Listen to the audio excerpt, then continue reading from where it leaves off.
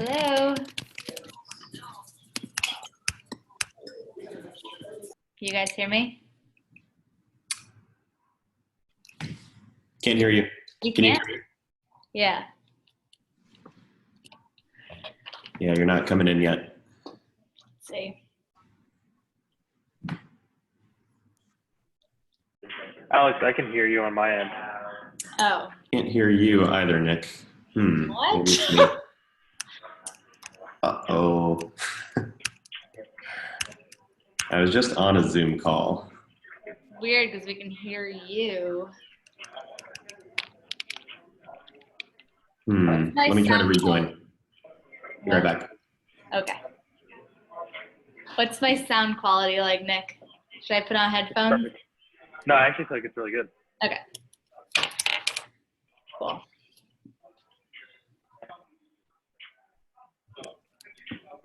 Dennis, I'm wondering if your volume button is not connected to something. I can't hear me, so I don't know why. Hey there. I'm like, that's Can you a hear good me? call. I can Yeah, hear. I can. I still can't hear you guys. Oh man. Hmm. Trying to think of what you. If I chat, will that... I'm going to chat to Dennis.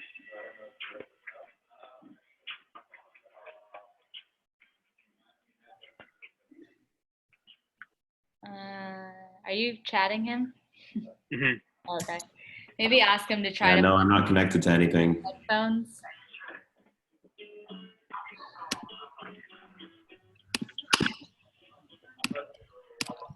Oh, wait a second. There we go. How do we sound? You guys sound fine. I have a Yeti mic over here that I was using for input, but for some reason it was affecting the output. That's really Weird. weird. All right. Sweet. Well, But good now. Yeah, good. Am I coming in okay?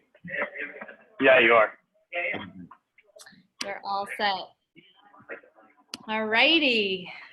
Hey, Excited. it's my first hour of chat, don't forget.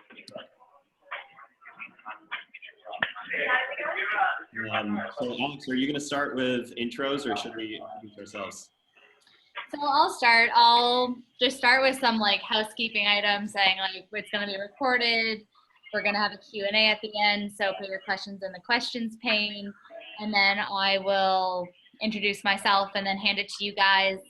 And then I might, after you guys introduce yourself, I'm just going to be like, all right, before we talk about how marketing and sales, what they should be doing, we're going to talk about sales ops because before it gets to sales, we need to figure out how it gets there. And then I'm going to just hand it over to you. And it sounds like there's music playing in the background.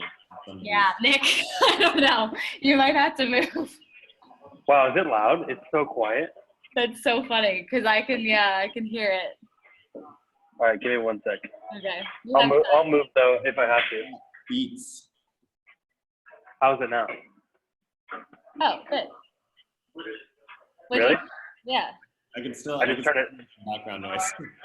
Is it like a distracting noise? Because I'll move. What do you think, Dennis?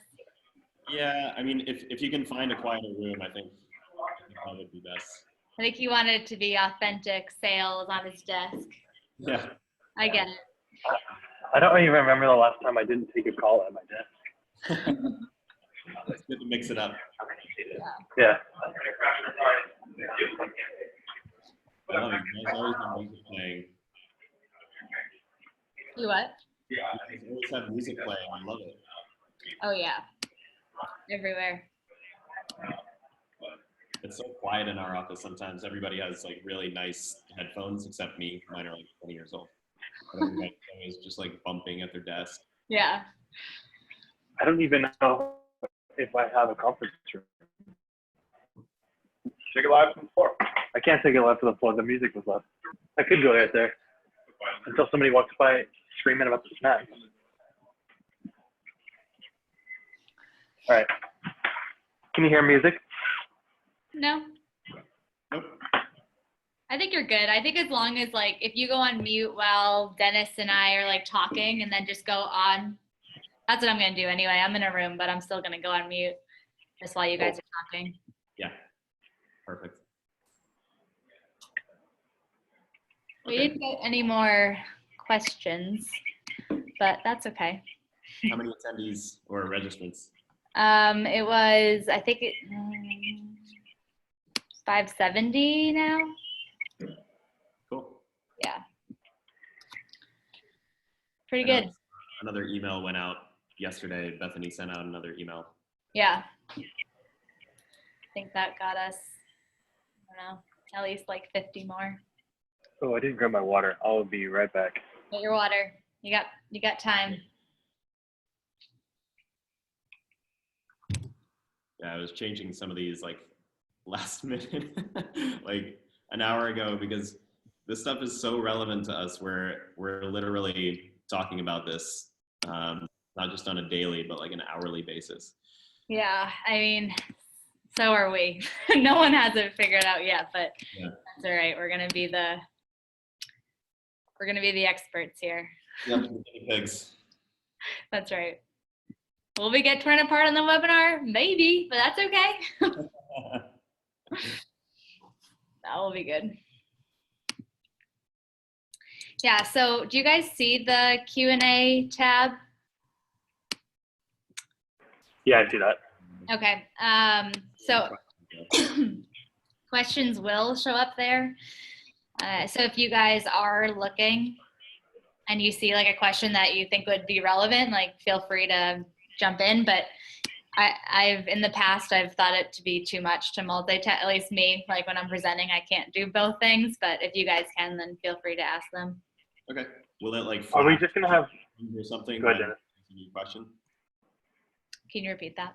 Will it flash orange or something like the chat box does? Oh, yeah. Yeah, we'll have like a red 1 or something right next to it. Are we just going to have one person share their screen, or are we going to be passing back and forth? Oh, that's a great question. I think I should just share it and then, I mean, what do you guys think? It's a little. I think if we try to pass it back and forth, we're probably going to have some screw ups. Yeah, I'll just run it. I mean, I pretty much understand like when we're done with each slide. Cool. We can just say next slide when we're ready. Yeah, we need to do that too. Yeah, I think that's fine. Okay, awesome. Well, I'm going on mute until people join. All right.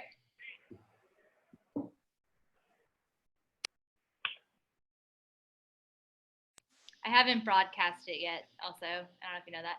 Like with Zoom, you can have like a practice mode. Oh, got it. So that's what it is right now. Okay, I'm off of mute then. Okay. I had a webinar yesterday and I forgot to enable the practice mode. And it's just so tough because people start coming on and you're just like, hey guys, like we have 5 minutes, like just wait it out. Like the greeter. Yeah.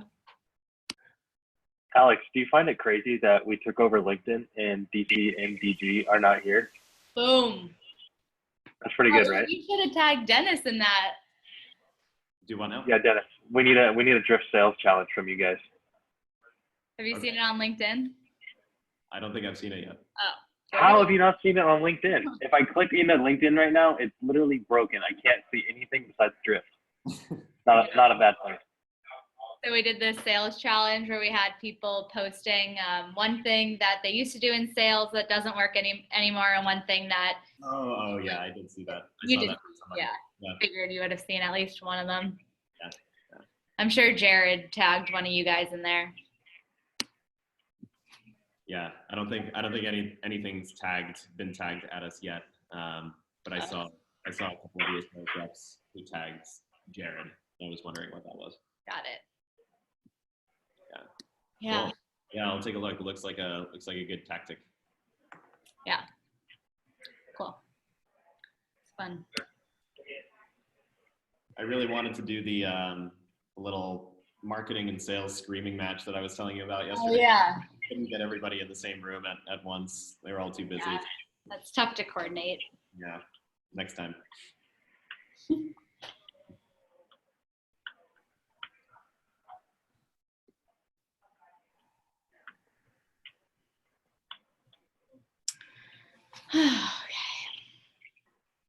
So I don't think I've told you guys, but I'm moving to Boston. What? No shit. So cool. Really? Actually, we're starting our road trip next weekend. Nice. We're in Boston. Where are you going to go? So we're trying to close on an apartment right now in Porter Square. Cool. Such a nice area. Yeah, yeah, we're really excited about it. But the agent that we've been working with is an absolute nightmare. So we're just trying to look past Really? her really strange personality. Unbeknownst to me, the Boston rental market is like just as crazy as San Francisco. Yeah. No, it's not cheap. Does that screen look okay to you guys? Great. Yes. Okay. And are they going to see our faces too, or is it just going to be the screen? They will see, I believe they're also going to see our face. It will look like this. Okay.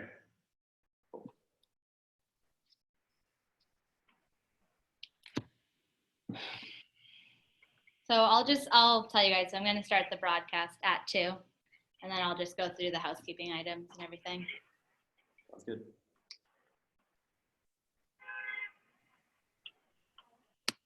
All right, I guess it's time. You guys ready? All right, let's have fun. Okay.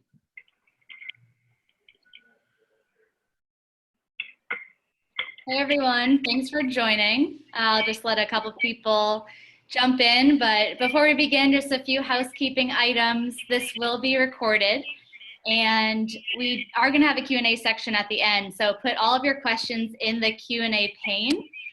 So you'll see that in your Zoom instance. So today we're talking about how to get sales reps to actually follow up with your marketing leads. And I'm super excited about this topic because I'm in marketing, so I'm handing tons of leads over to sales teams. And we got Nick to talk about the sales aspect and Dennis to talk about the sales ops. So we're covering all the angles here, and it's going to be super exciting. And I hope you guys will leave with some tactical advice. So before we begin, let's just do some intros. Like I said, I'm Alex, and I'm on the marketing team at Drift. So I own our co-marketing and email marketing, and also responsible for the handoff between marketing and sales. So excited to share with you guys what has been working, that I've seen has been working. Nick, do you want to go ahead? Yeah, what's up, guys? This is awesome. I'm watching this attendee list just start to like blow up. It's really cool. Thank you guys for joining. I am a conversational sales advisor here at Drift, a really fancy name for an account executive. So I'm a sales guy, happy to drop some knowledge on how I do this in my day-to-day, but I think it's gonna be really cool. We have all departments in the house. So hope there's some key takeaways and you guys brought your notebooks.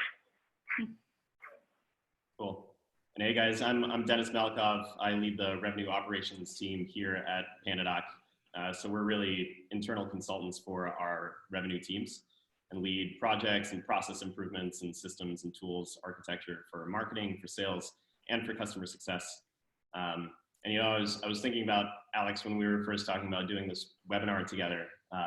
And initially I was like, oh, I don't know if we're mature enough. I don't know if we have it all figured out yet. And then once I started to put some material together, I realized two things. Number one, we're actually a lot better off than I initially said.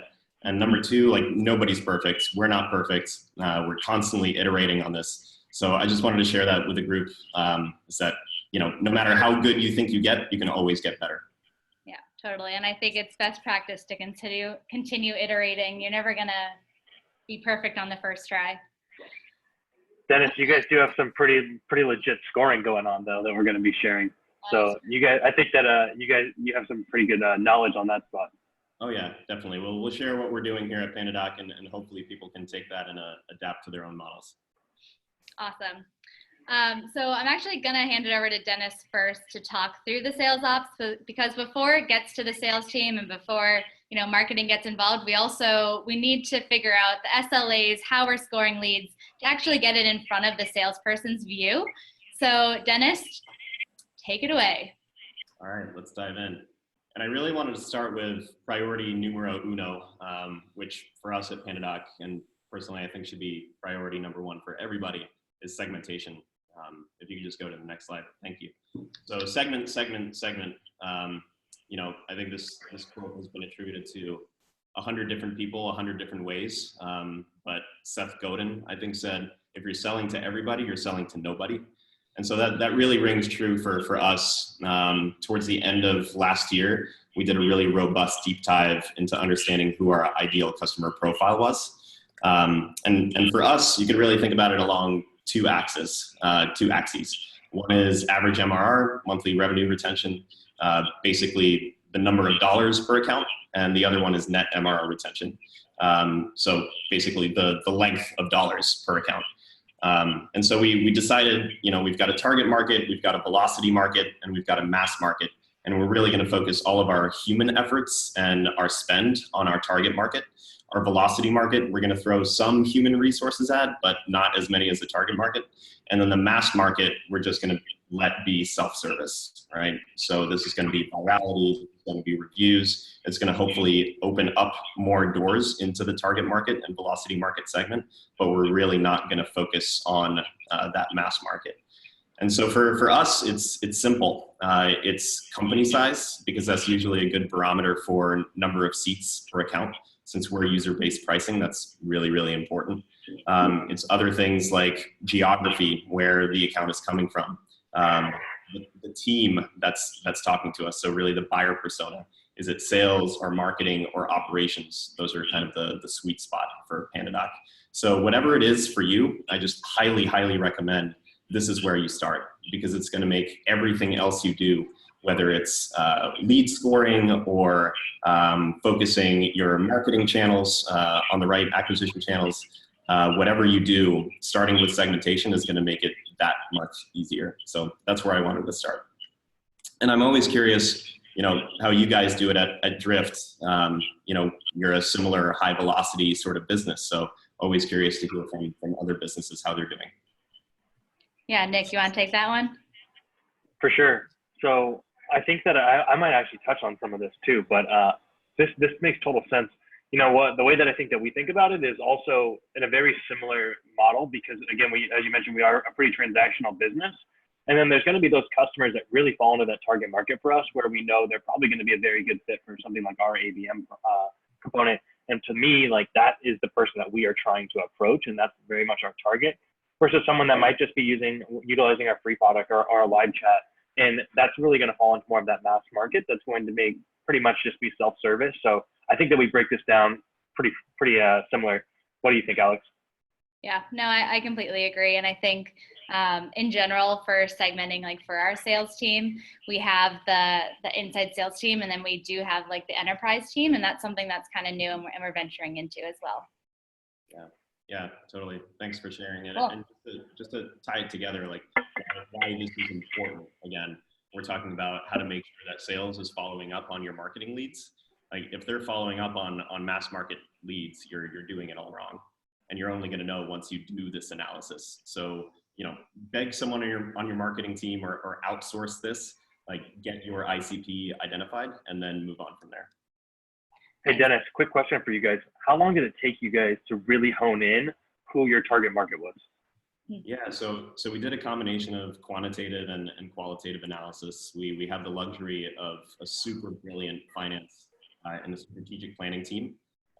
So I would say it took a whole quarter. It took us about 3 months to do all of the surveying that we wanted to do all of the data digging that we wanted to do, and then tying it together into one cohesive story, which is like, these are the exact people that we want to be selling to, and everybody else, like, let's just ignore for now. Got it. Cool. So once you have that segmentation locked down, you can really start to dive into some of these operational aspects. So number one, get your stages locked in. So this is also something that we're iterating on time and time again. But it's really, really important when you get into a meeting, marketing and sales, and you have an operating plan like we do, and you have a target number of MQLs, you have a target number of SQLs, you have a target number of opportunities in closed won. Like, who's responsible for each one of those items? If it's a shared responsibility, it's co-owned or it's partially owned by multiple departments, you're always going to have back and forth. Especially going back to the question, like, are salespeople following up on these leads? Well, what do salespeople own? Do they own opportunity creation? Do they own accepting leads and just qualifying them and setting a meeting, setting a demo for an AE? Unless you get that stuff locked down, you can't ever figure out that conversation. So this is how PandaDoc looks at our stages. And again, like this is going to be different for every company. And we have the department that owns each one of these stages. Names have been removed to protect the identities of the. But I would suggest you actually put somebody's name as the owner for one of these stages. So you can look in a room and say, hey, you, like, why were MQLs down this month? Or, hey, you, why were opportunities created up this month? So we believe in extreme ownership at PandaDoc. And I know it's something that Drift believes in too. You guys have Jocko Willink coming to your hypergrowth conference later this year, right? So love that guy. Think he's brilliant. And we ascribe to that feeling. So like one owner, one accountable party per line item here. Also have crystal clear definitions around your stages. Unless you know what the inflection points, what the conversion points are between stage, you're going to get hung up and not be able to do reporting very well. Again, get stakeholder buy-in, so it's not just one person deciding these are the stages and everybody has to march to those orders. Has to be a group decision. And set realistic expectations. So whether it's for your operating plan or your weekly funnel meeting or whatever sort of touch-ins you're doing, make sure your targets are actually achievable. And I wanted to talk about experimentation too, because again, coming back to the point, you have to keep iterating on your funnel. You have to keep iterating on your stages as your company evolves, as you change. Your processes have to change too. Make sure you set up solid reporting for each stage. Build dashboards within Salesforce, Tableau, Looker, whatever visualization tool you're using. You have believable, trustable, shareable reports that you can expose to the rest of the company. And realign on this stuff all the time. It's really important. These definitions and these stages are on the tips of everybody's tongues. And when we're talking about these goals, that everybody understands what they are. Yeah, I think something else is visibility into how they're progressing. So one thing that we just started doing is we have a constantly updating report that shows us how each channel is doing compared to their goal. So our demand gen team is the one responsible for the MQL, but even digging down into, well, I'm in charge of webinars. So how are we doing with webinar leads, and how is Matt doing with blog leads, and everything like that too is really, it's great for visibility and for the team. Hey, I had a question on this, and also for anyone that's dialed in, go ahead and drop any questions that you guys have in Q&A. You might have a question like I do on this slide specifically. We'll get to those at the very end, but selfishly, Dennis, I'm curious for you guys. So we have a lot of owners here that say department. Now, when we look at those as departments, do you have a point person on those? As Alex mentioned, we have a lot of specific people that own one specific lead source. Do you guys have a specific person that owns that, or is it more of a department thing? Yeah, we do. So we use a model called RACI. Have you guys heard of RACI? I have not. Can you drop some knowledge on us? I will drop some knowledge. So it stands for responsible, accountable, consulted, and informed. So every project, every metric, everything has a responsible party or multiple responsible parties who can pull those levers and really drive success of whatever that program is. Every project or metric has one accountable party. So that's the executive sponsor. That's the person whose ass is really on the line. If something goes well, if something goes poorly, you go to that one person. And then consulted and informed, just people you have in the loop, people that you consult. So that's the framework that we use. But to answer your question, it is one person. It makes reporting, it makes accountability much, much simpler. Cool. Awesome. I think that's huge and super important to make sure that there's that one person to go to.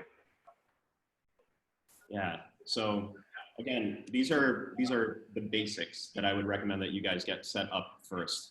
Once you understand segmentation, once you understand your stages, then you can move on into, how do you score these leads? How do you process these leads? And so why don't we shift into the lead scoring conversation? And coming back to, how do I get sales to follow up?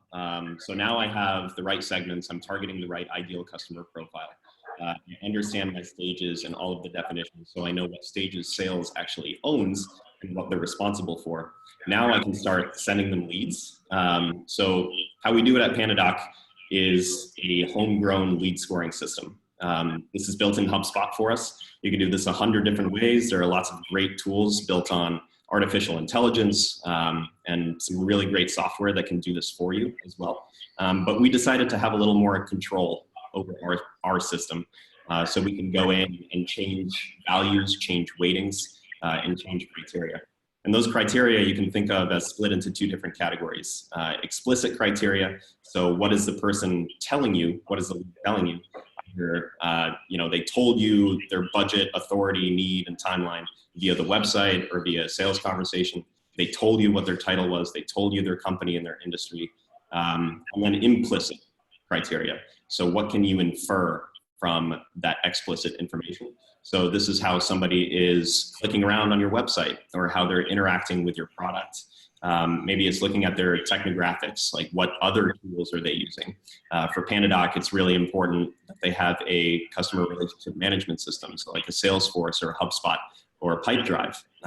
That is definitely one of our use cases, is integrating that information into PandaDoc. So a company that has one of those systems in their tech stack is going to be really attractive to us. And then other things like geography, again, where that lead is coming from. So I wanted to provide just a simple snapshot here. We have positive and negative scoring criteria at PandaDoc. We give you more points if you're coming from a work email address and from one of our target countries. We invest heavily in our review sites like G2 Crowd and Capterra. So we give you more points if you're coming from one of those. And again, company size is a big barometer for ICP for us. Weighting, 50 to 200 size company more heavily than a 2 to 10 is important for us as well. And then the negative scoring criteria on the right, if you're coming from a .edu, a .gov, those generally speaking have not been high performing segments for us. And we're looking at conversion data. We're looking at how many of these leads convert to paying accounts and how long they keep paying us. So we've noticed that .gov, .edu, .k12 addresses do not perform well on our product. Lots of different ways to slice and dice this. I would say simplicity is king. So keep it simple, stupid. It's much easier to add than to take away.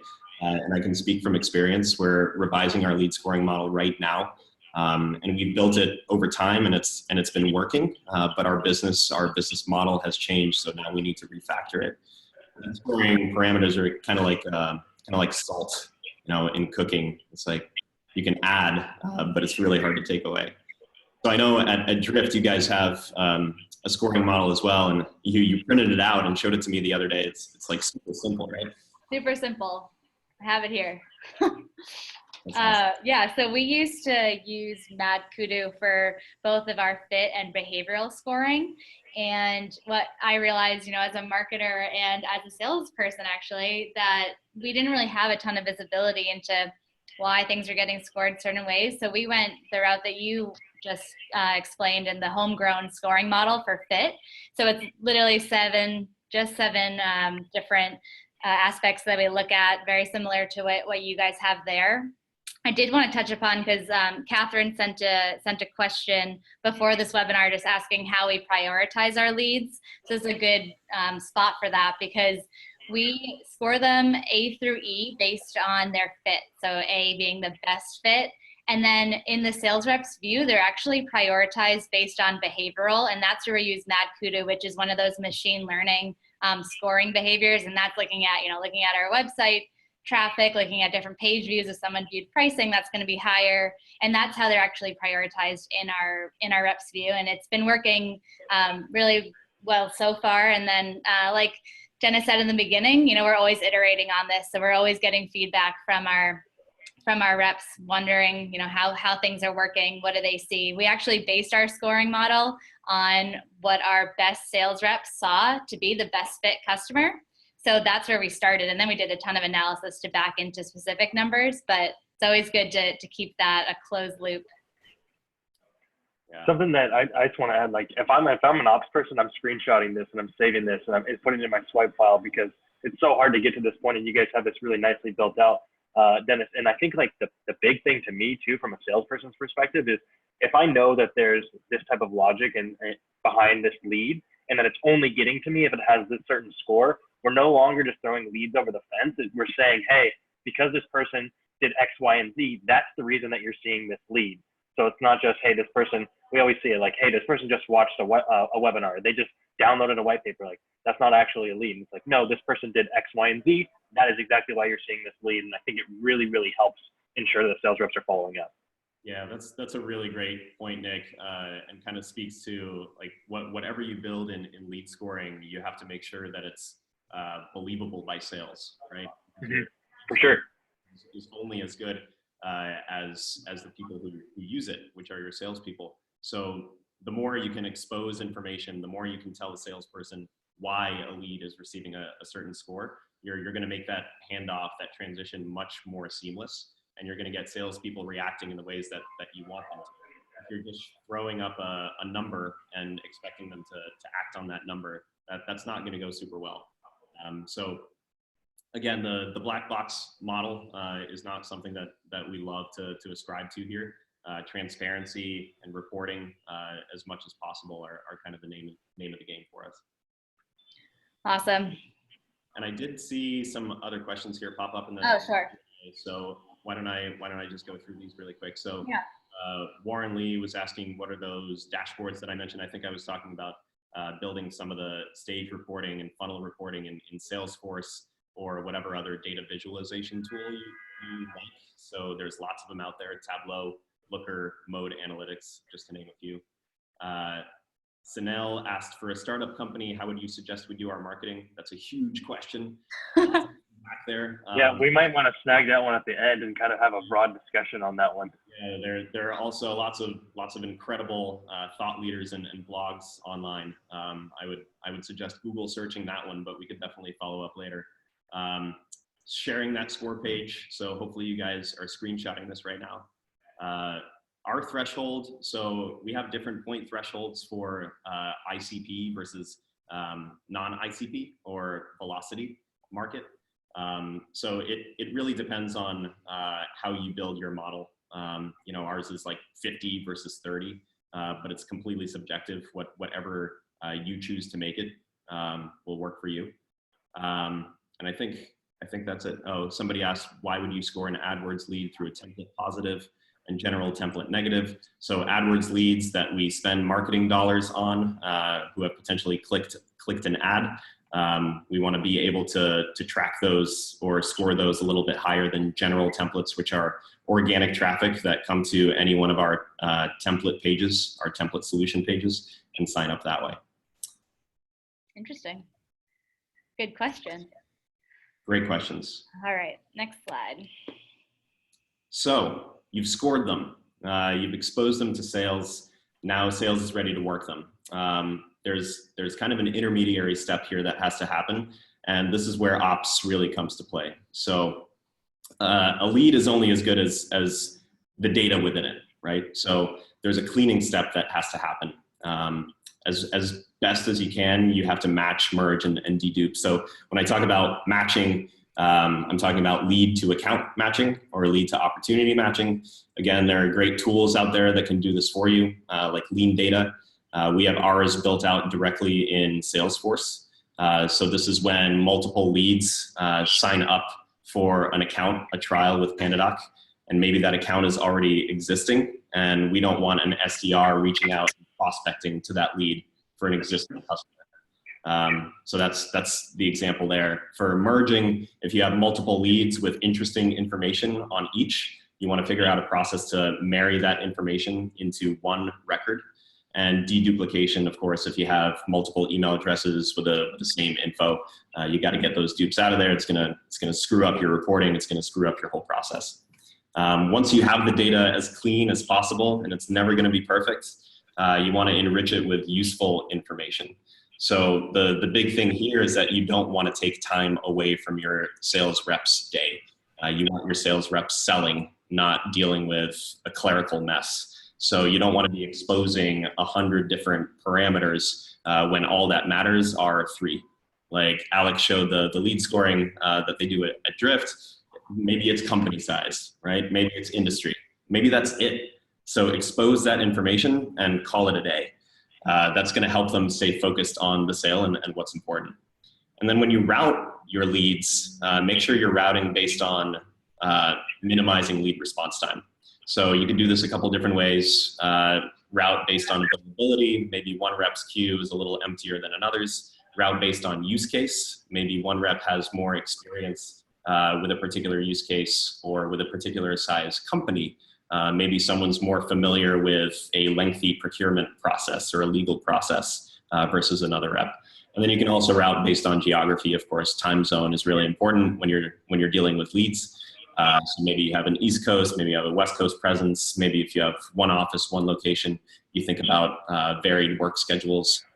So lots of different ways to skin that cat. And then the last step, if your process can't solve for this lead cleanliness, have your sales reps do it. Like this is last ditch scenario, right? Because you want them focused on selling. But if there's information in there that will help you identify your ideal customer profile, again, coming back to segmentation, the heart of everything. Maybe you need to know the use case. You need to know the company size. You need to know how that person heard about your product, which will help you hone in your marketing spend on the right channels. Like if those things, for whatever reason, and it happens all the time, if those things are not filled out through this processing step, then have your sales reps take a minute, maybe a minute and a half, and fill in this information manually before they can move on to the next stage. Awesome. Anything that you guys do or use here at Drift that's similar or different from our process? One thing that I would really add for this though is also how, like, having that useful information. If I know something about that lead, I'm going to prioritize that over a lead that just came over and I don't have enough information. That one's going to get touched first. It's just going to be how it goes. So making sure that you have that useful information, because you want to include how that, like what you know about that person in the email or the call or the social touch that you're going to be giving that person. So give them something, but don't give them too much. Otherwise, they're going to overthinking, and once sales reps start overthinking, sorry guys, I'll admit it that we just won't do it. So make it simple for us to go ahead and follow up with them. Yeah, great point. Awesome. Drowning in data, the paralysis by analysis problem, right? Definitely.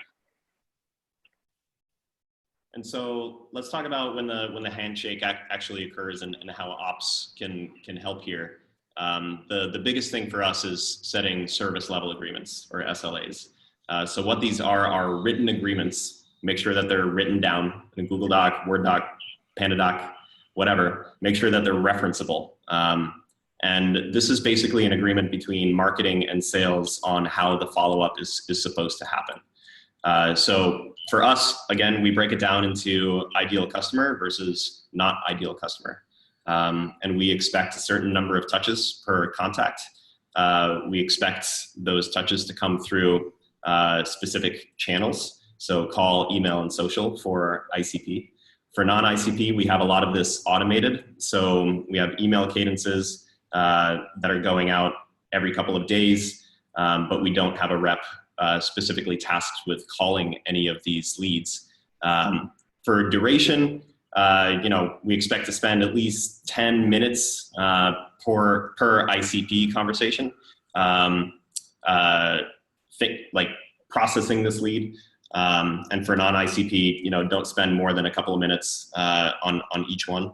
And then response time. This is where it all comes down. Is make sure for your ideal customer profile at PandaDoc, you're responding within 1 hour. For non-ICP, we don't care as much. So this can be a longer lead response time, but we still try to stick to sub-6. Yeah, just to jump in there for response time, I think depending on what the person does, we've done a ton of research on response time, and under like 5 minutes is actually a huge sweet spot. So definitely depends on it. And I think you have to, make sure your SLA is attainable, but for certain things, you might even want to get to that under 5 minute follow-up time. Yeah, definitely. Those inbounds, got to get to those. Yep. Yeah. And then for the research, yeah, sorry, go ahead, Nick. I was just gonna, I didn't know if you were gonna break this down, but this slide is so important, and it's really hard to create these types of processes. Is this something that you worked with a sales development leader on, or is this something that they came to you with? How did you come to fruition for this? Yeah, so at PandaDoc, our head of demand gen leads our SDR team. So when we're thinking about like how can you affect stage progression from SQL to opportunity, that's all on basically on marketing and our SDRs. So again, going back to the stage slide, there is an owner of that process. That's our head of demand gen, but there are lots of people consulted on how to put this together. So that's our head of demand gen, our head of sales, me, and getting everybody else in a room to agree on this. Again, it's not going to work unless you have stakeholder buy-in. Awesome. All right, I will definitely continue. I love this slide. Yeah, everyone take a screenshot of this too. This is not easy to agree upon. Dennis brought the fire today. Yeah. Thanks, guys. You make it easy. So for the research side of things, ideal customer, you need to be throwing everything at these leads. So research the account, research the persona, research the peers in their industry, research what content they're interacting with. You know, this is probably going to be a multi-threaded sale. In other words, you're going to talk to a lot of different folks at the company. So research who those people are and what role they're in. And then once you have your segmentation, again, you talk to your head of product marketing to get different content built for different personas so that sales has a template to go out to these specific people, to these specific titles with the right messaging. For non-ICP, this is mostly clerical for us. So again, just make sure the data is as thorough and as clean as it can be. And then lower volume for ICP. Again, some of these touches are much more manual. So the phone step, the social step, this is going to take a lot of time and a lot of energy. So we expect fewer conversations and longer conversations than the non-ICP segment. And then in terms of results, you know, we really want to see a higher MQL to SQL conversion rate. That's marketing qualified to sales qualified lead. And then of course, we want to see more pipeline getting created, more opportunities getting created in the ICP segment. For non-ICP, trials, like trials is going to be our bread and butter. Again, we're not spending a whole lot of human energy on these. These are not going to be very long sales cycles. These are going to close very, very quickly. And then the secondary goal here is, again, that virality. Can they give us referrals in our target market? Or can they leave us reviews on G2 Crowd or Capterra or some other review site that'll cause more ICP organic traffic to our website? Yeah, that's a good idea. I don't think we do that now at that secondary call to action with reviews, but that is so important, even with SEO. I wanted to grab one of these questions here from Steve that asked if an email is sufficient enough to meet response time, even if the lead offers a phone number or could easily be attained. I'll get your thoughts on this too, Dennis, but I would love to take first pass at this. And I think that I hate using it, but it depends. You never know how someone wants to be contacted. Like truthfully at Drift, we're not a big cold call company, but that doesn't mean that we won't pick up the phone and give somebody a quick call if we feel like that's going to help result in a meeting or have a better conversation or even a purchase. So if you have a phone number, there's never any harm in giving that person a call, but it just depends on how your audience likes to be contacted. For example, IT, I know it's very difficult for them to get it on the phone and actually answer it. So just making sure that the touch is not a meaningless touch and you're actually reaching out because you think that you're going to be able to provide value. Yeah, great point, Nick. And I would just add to that again. If you're thinking about the non-target segment, for us it's a non-starter to start calling them and start connecting with them on LinkedIn, because that's just focusing time and energy away from our ideal customer. So that's less time that a sales rep is focusing on ICP. So an email a lot of times is enough to get a conversation started. And for us, like, we want to be throwing everything we have. This is minimum touches per contact for ideal customers for us. So we want to be throwing every social step, every call, every email, every chat channel at that ideal customer versus the non-ideal. which is mostly email driven for us. And then Melissa had a question about definitions of MQL and SQL. So for PandaDoc, marketing qualified is what passes that lead scoring threshold for us. So we have a point threshold. And then sales qualified is sales is actively reaching out and prospecting and asking qualifying questions. Yeah, good question. All right, I think that, Dennis, is that the end of your section? That was the juicy part. We have some good Q&A from that too that we're going to have to tackle at the end of it for you, Dennis. Okay. Yeah, sure. Great. So I'm going to talk about, what marketing can do to give a hand to sales to make sure that follow-up is efficient and actually successful. So once the SLA is created and once your marketing leads have been scored, what can you do as a marketer to really keep the process going and aid it? So one thing that I do is first of all, I go to the weekly sales meeting and I say, what are the big campaigns coming up this week? Getting their feedback from campaigns the previous week to see like maybe something wasn't as good, maybe something was great and we should be putting more money towards that. But I think it's really good to get in front of the sales team. At previous companies, we didn't have this, and it's such a little thing, but it's huge to get that real-time feedback.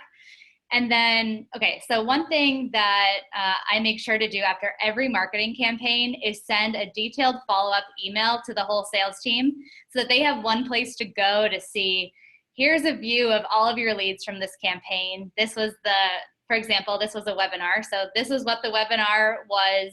This is what the last lead source detail is in case they want to create their own report in Salesforce. I even craft a sequence for them so that they can literally clone it and send it. I think Nick's going to touch upon this later, but some of those leads that have been scored and are scored really high, you're not going to want to just send this one-off sequence. Like you're going to want to personalize it, and Nick's going to cover that, so I don't need to jump into that. But it's really about making it as easy as you can for the sales team. So giving them some sort of sequence to jump off from or to take snippets out of, it's been really, really helpful. And I know that the sales team appreciates it. And also the recording of the webinar. But again, at past companies, I've just kind of given like, here's the webinar and here's the recording. But you can't expect people to watch a full, because these webinars, this one might be an hour. Like you can't expect the sales team to watch that whole thing. So definitely giving talking points, even quotes, so that they can come to a conversation following up with the lead as educated as they can on this subject. And hey, then, Alex, yeah. One thing I'll add to that, like from a sales perspective, this is invaluable. And the biggest thing to me is the summary of what was covered so that I can at least be knowledgeable on that webinar or whatever that, if it was an ebook or something along those lines, because chances are the salesperson is not attending that webinar. But having that summary allows you to really personalize that content, because what I'm going to touch on also is like sharing additional content. And this tells me what that was about, that was at least relevant to that buyer to attract them to come in the first place. So this is huge. And if you guys aren't doing that today, highly recommend it. It's really important for the sales team. Yeah, it's definitely worth the time. And I also think sometimes, marketers will put on a webinar, but then maybe not listen into it or have someone else listen in. It's really important for that person, whoever is that point person between marketing and sales, to listen in and have those key points. So then also just making sure that you're hitting all the different channels to make sure it gets in front of the sales team. So I used to just start with these like pretty simple Slack messages to the whole sales team, and they were good. I got some emoji reactions, but it finally came up that Slack, things get lost very easily. So I added that email probably a few months ago, and that email, it's great for just looking back on things. I'm also starting just like a wiki post with all of them so that they really have a place to go and get all the recordings and all of those talking points like Nick was saying. And then something that is totally, we say at Drift, we do things that are unscalable, but they work. So one thing that I do is after every webinar, I pull a list of open ops.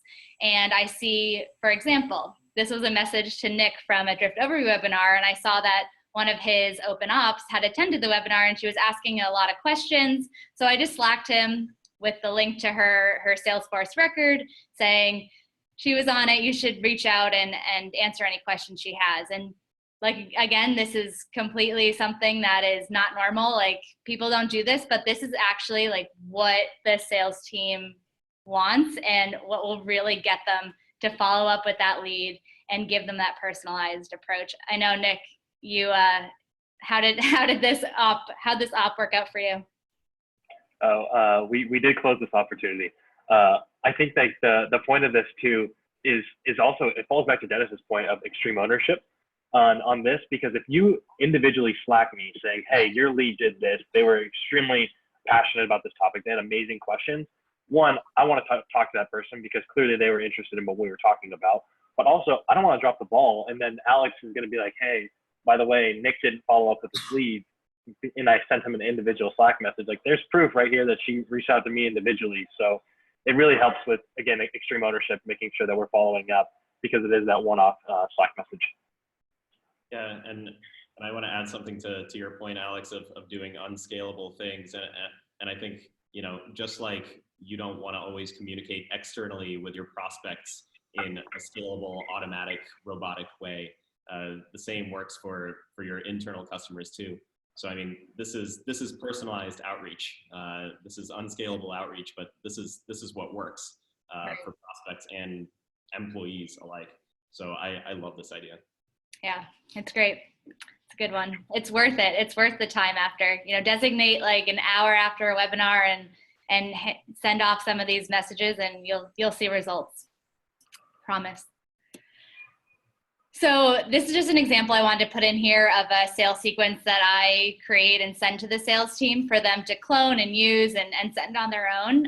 We use Drift for our sequences, but you'll see that it automatically fills in their email signature. It gives the first email is, here's a blog that's related. So if they want to not follow my sequence, they can still see a blog there if they want to use it. And then kind of following the progression of a normal nurture, you know, introducing Drift into it and how it can solve maybe their issue or why they went to this webinar. Having a customer proof is always great. And I can send these templates out after. We actually have a blog post that was just published on some really great templates for sales sequences and marketing sequences. So I can send that in the follow-up as well. But not only am I giving the sales team like a sequence to follow up with, I also on my own sending marketing follow-up. So this is a series of a couple emails. I just wanted to choose one out here. We say at Drift, everyone is a salesperson, everyone's in sales and marketing. So I always make sure after every webinar to check to see if they'd be interested in Drift. And then one thing for the marketers out there, a little tip that is really successful is not giving the recording right away, asking in the PS. If you want the recording, respond letting me know. I get so many responses and it's a way to start a conversation, and at Drift, we're all about starting conversations, and I think everyone's kind of getting on the bandwagon of conversational marketing, and just having that as someone says, yes, I want the recording. Even if they say that, I respond saying, awesome, here it is. I just have one favor to ask. Once you finish it, let me know what you think. And I get so many responses, and it's a great way to just start that conversation. And then at some point, sometimes people even respond saying I'm interested, and then I'm able to loop in the sales rep to that email thread, and they can see the history on it and everything. Yeah, we've gotten several people that responded to you and were like, hey, I actually want a demo. And then you just loop in the salesperson and you add them just like that.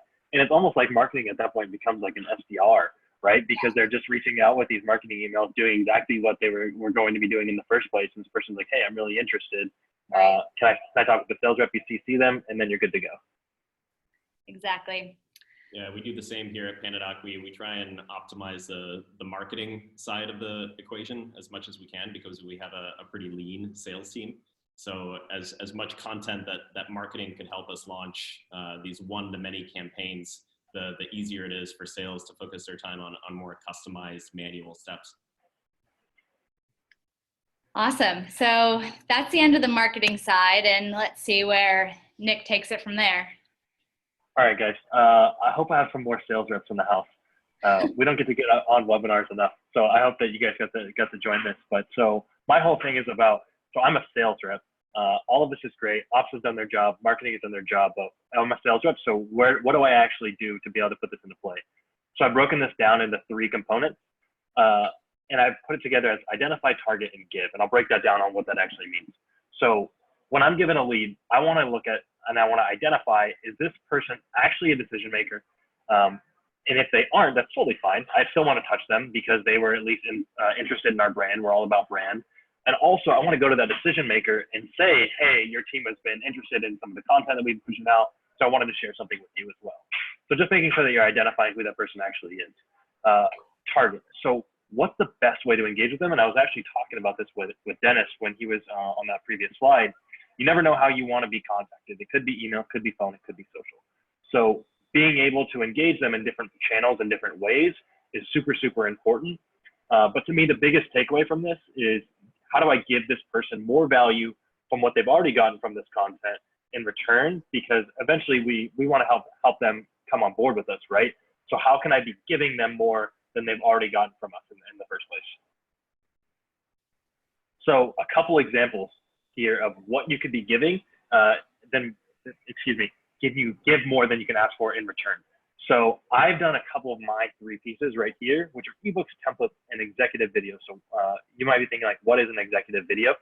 We do a ton of video here, and I have it in my next slide here, but executive video could be DG, who's our VP of marketing. People really love him. You might have seen him on LinkedIn before. I feel like I live with him because he puts so much video out there.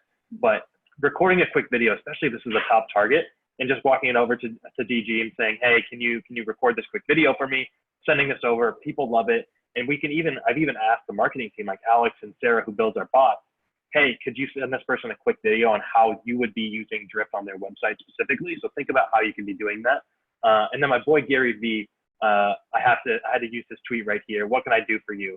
So he's all about 5149, which is really giving that person more than you're asking for in return. And I think it follows the exact same way here for sales reps. So Nick, that sounds really good. And then I'm thinking sales reps are like, yeah, what's that actually look like? Are you just talking the talk? Or are you actually doing it?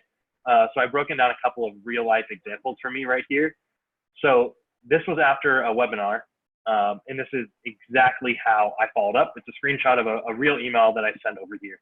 So what I did is I recorded a video with Vidyard. We're huge Vidyard fans here at Drift. We send out so many videos, and it doesn't take that long. People think that these videos have to be super in-depth and they're super hard to do, and you don't want to do it. You just want to touch the leads. But I'm telling you, take that 2-minute max to record this person a video, show that you're human, put a face to a name, and you're going to have much better engagement. Plus, you get to know if they actually watched the video. And if they took the time to watch the video and actually hear your pitch, it's probably a better conversation. If you haven't used Vidyard, they do offer a free extension too to get started and at least test it out. Definitely recommend it. This now, huge. Go ahead. Just wanted to double click on your point, Nick, is that this is huge to help you stand out from the crowd. Like, we each get hundreds and hundreds of marketing emails, sales emails every single day, but you can add a little video in there. Just take like 30 seconds, 45 seconds out of your day. Again, only for your ideal customers, of course. But if you could take that extra time, right, it'll help you stand out so much. So question for both of you guys. You both have some buying power here. How many sales reps have followed up with you guys with video after you've downloaded some content? A very small percentage. Can count on. It's gold right there. Everyone that's in sales, go ahead and make sure you guys are doing that. If you're thinking about it, like, these are 2 people that literally have buying power at their organization and they're not getting any. I just saw someone put a comment in there, 0. No one's doing it. Shake it up and get some responses. Definitely.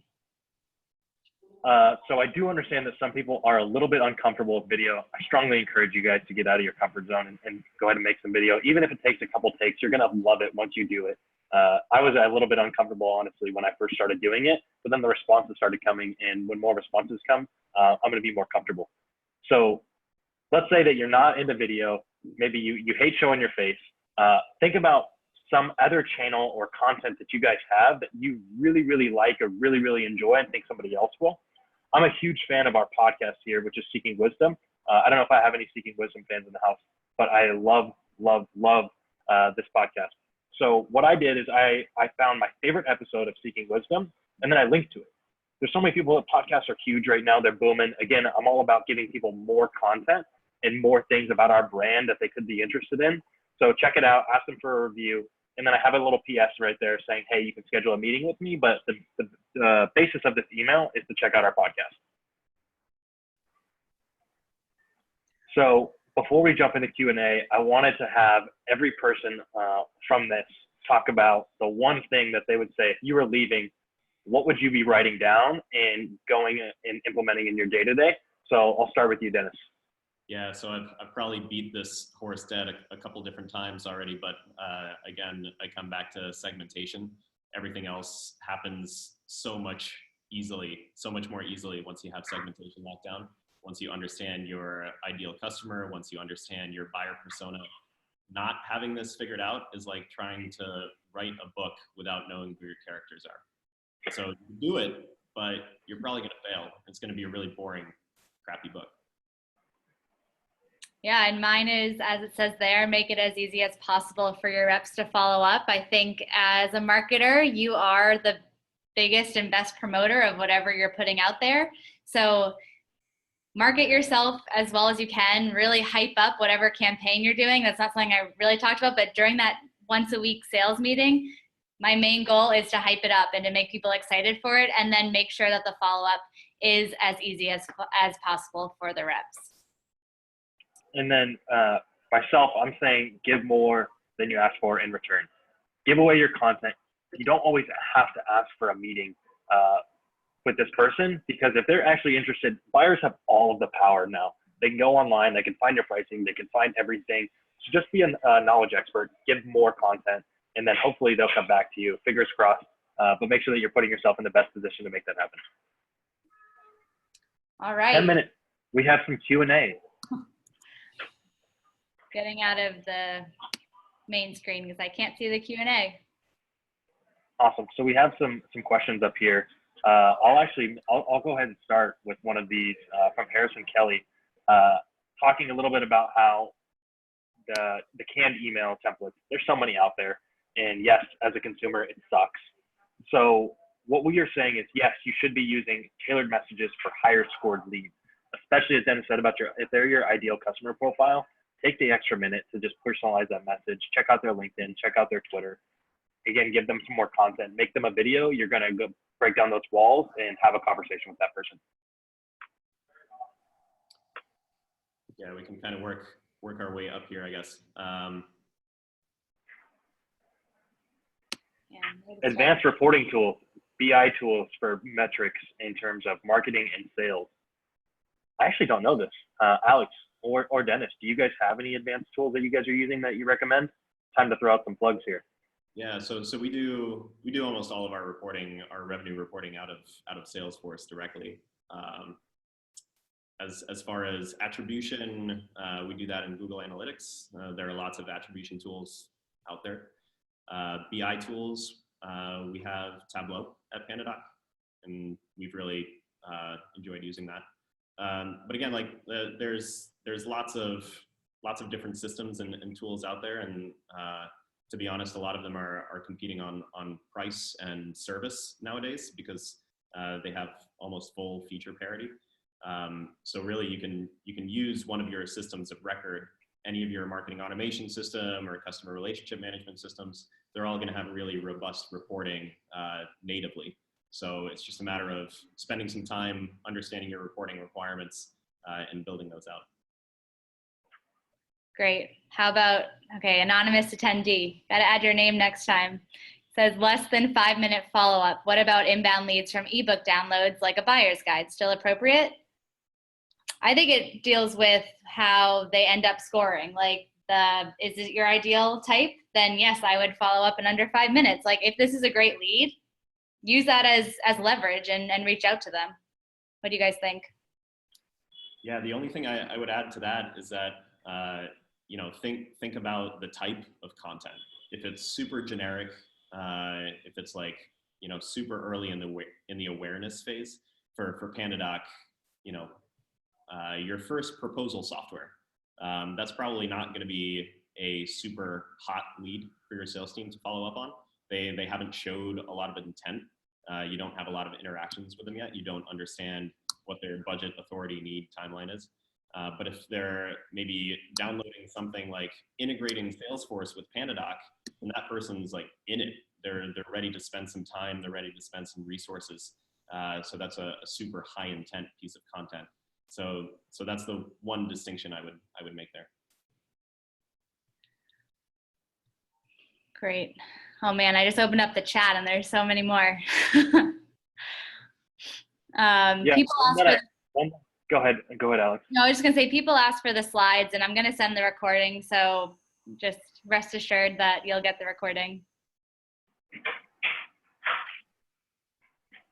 Maybe so the one that I thought that Dennis you might want to tackle is going to be does lead routing happen in the marketing automation tool or in Salesforce? We do our lead routing in Salesforce. So the scoring happens in the marketing automation tool. Then we sync the lead to Salesforce, and we do our routing there. We do our routing in Salesforce as well. One of them, Alex, that I thought was interesting. It's from Kalan. I apologize if I'm pronouncing that incorrectly. You can look at my last name and try and pronounce it, and it'll be wrong. And it'll be a good conversation. But our marketing messages, all the people who have actually given permission. I know sales can outbound, but these aren't getting marketing messages, are they? So permission, I'm guessing he's asking in general, like for consent. And if it's a webinar, if someone signed up for a webinar, then they've given consent for us to reach out to them. I mean, that obviously, like with GDPR and everything, that gets a little more gray area and can spam. So you have to make sure that whatever form or bot you're using to capture people's emails makes it clear that you're able to reach out to them. Yeah, and the part that I would add too is like marketing is our secret weapon here at Drift. So they do an amazing job with our brand. So making sure that they're also helping us in touching these leads is going to help, because at some point, sorry, Alex, we're going to forget and we're not going to touch a lead fast enough, and marketing is going to be able to. So making sure that there is that approach where marketing is doing their job, sales is doing their job. It's more and more and more content from that specific company. It's going to increase the likelihood of converting that lead. Josh here asked, sounds like a lot of your leads come through your marketing automation platform. What happens when leads or contacts come through Salesforce first? Do some teams import records into Salesforce rather than marketing automation? Sure. So we're launching a bunch of account-based marketing tactics right now. So those contacts and accounts our marketing team is researching and determining those are ideal customers. Those aren't people who have expressed interest, showed intent, or signed up for a trial with us. Those are purely discovery mode. Like, we need to do our selling to make them aware of PandaDoc and how it can solve their pains. So those are coming through Salesforce. Those are being uploaded. Those are being routed to specific reps who are on the account-based marketing program. So we have both. We have the inbound and the outbound. All right, we've Dennis, there's a question at the bottom that I think that you'd like to grab from Steve about. I'll go ahead. Do you see it, or I can break it down for you? I've got it. I've got a sales rep that uses a tool that sequences his lead responses, and I personally don't love that. I feel it's not personal enough. Good lead should get a phone call, get a personal email. Yeah. So again, if they're in your wheelhouse, if you run your segmentation and determine they're the ideal contact or the ideal account that you want for your company, then take the extra time, throw everything that you have at it. Ping another sales rep that might know the person, that might be connected to them on LinkedIn. Maybe it's a second or a third degree connection. Have them reach out too. Like, really throw everything that you have at these identified accounts. And once you understand who those identified accounts are, that's going to free up a bunch of time for you, because you're not focusing any energy on the ones that don't matter. I would just add to that too. I come from a background of sales automation and still do with Drift, that the tools out there are so powerful and make it so easy for reps to be bad and just drop leads and scorch the earth. So I think it's a little bit about coaching and making sure that they're using it to its fullest extent and personalizing where they can be and customizing it. Every tool out there allows for some type of customization. So just making sure they know how to be able to customize and putting in best practices to make sure that they adhere to those. Nice. I guess one more thing, Tamara, this probably will be the last question. I'm not exactly sure what she's referring to, but how do you track that email response from the lead? I know that some marketing automation systems, they track how many replies that you get from your emails. Shameless plug for Drift, it does that. So I find that really, since I'm always looking to see, okay, I just sent this email to 100 people that said, P.S., reply to me and get the recording. I want to know how many actually replied to that without having to go in my Gmail and actually count it out. So it's one of the metrics that we track for every send, actually. Dennis, what do you guys use for that? Yeah, so we use a combination of SalesLoft, which is a email, phone, social step sequencing tool, and HubSpot. Again, we lean a lot on marketing automation to power the sales conversation. Awesome. Okay, that's it. Steve says, thanks for making this not salesy. You're welcome, Steve. We try Steve, to I had to find Alex from letting her let me pitch Drift this entire webinar. So yeah. thank her. So thanks, Dennis. Good job, Nick. All right, that's it. Thank you, guys. This has been amazing. Obviously, this is a topic that people are really interested in. So maybe we'll do a follow-up in a couple of months, see if we have some new strategies to share. All right. Thanks, everyone. Thanks so much, guys. Bye, guys. Bye.